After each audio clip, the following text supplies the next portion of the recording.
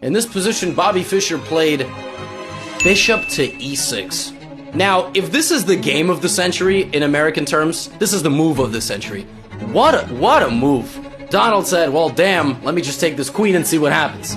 So now Bobby takes the bishop with the check, and here he engages in something known as a windmill, which is when you check, and anywhere you move the knight, it's going to be checked by the bishop.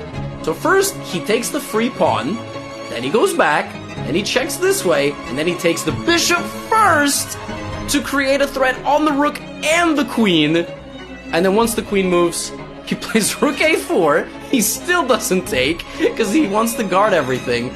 And finally, he takes this rook, and we get h3. Let's see how he converts.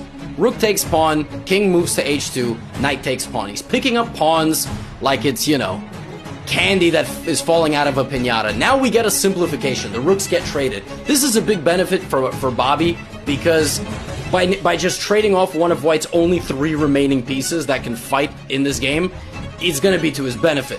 He puts the bishop on d5. This is a glorious bishop standing on what's known as an outpost square. Knight to f3. Here he could continue simplifying, but he moves the knight back because he thinks his bishop is stronger, advances the pawn so as to avoid capture. White tries to create a little bit of flank pawn counterplay. Bobby shuts that down, moves the king out of the way of what was a pin, not letting him move, activates his dark squared bishop, the last piece, which has not been in the game for forever, actually. Did that bishop ever move? Did this bishop ever move? It took the bishop like 35 moves, but the bishop got involved, and now we get check, king moves over, check, king moves over, check with the knight, king moves over, knight, check, and now here there are 2 checkmates.